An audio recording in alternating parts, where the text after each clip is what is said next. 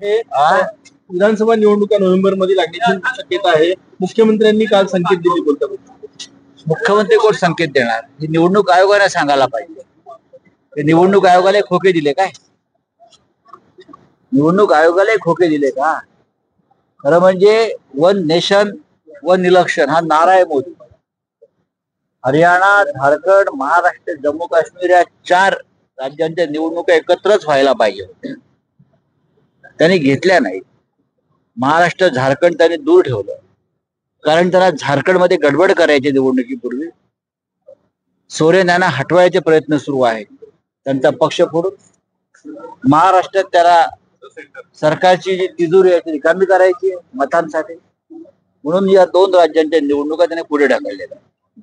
त्या बघू आता काय कसं. राऊत साहेब, काल आपण बोलले होते की नागपूर जिल्ह्यामध्ये एक म्हणजे ग्रामीणमध्ये एक आणि शहरात एक, तर नेमका शहरात कोणत्या जागेवर काय शिवसेना आपली प्रयत्न करते? दक्षिण मतदारसंघातून नागपूरच्या जिल्हाध्यक्ष प्रमोद मानमोडे इच्छुक आहे. तुम्ही नागपूर शहरात एक मागणार आहात, नेमकी कोणती?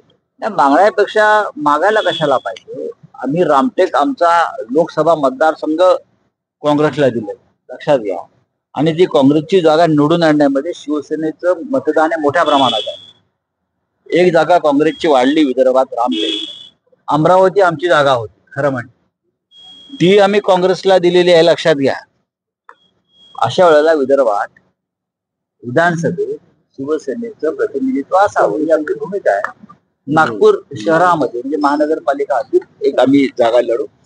नक्कीच नागपूर दक्षिणच्या मतदारसंघात आमचं काम चालू आहे. रामटेक विधानसभा आमचा हक्काचा मतदारसंघ आहे. याशिवाय एखादा मतदारसंघ आम्ही घेऊ शकतो का, या संदर्भात चाचपणी सुरू है. सर, आपने कहा कि कुछ गड़बड़ी हो सकती है, इसलिए इलेक्शन एक साथ नहीं लिए जा रहे 4 स्टेट के.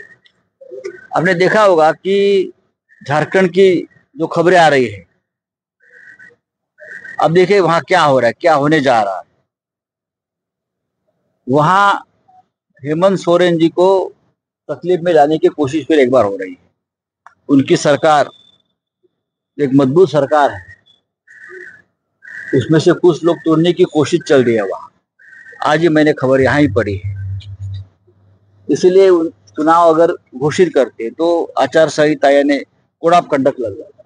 महाराष्ट्र में भी जो लोग बैठे हैं ये त्रिकूट, उनको और टाइम मिलना चाहिए खेला करने के लिए, सरकारी तिजोरी खाली करने के लिए. इसलिए ये नहीं हो रहा है.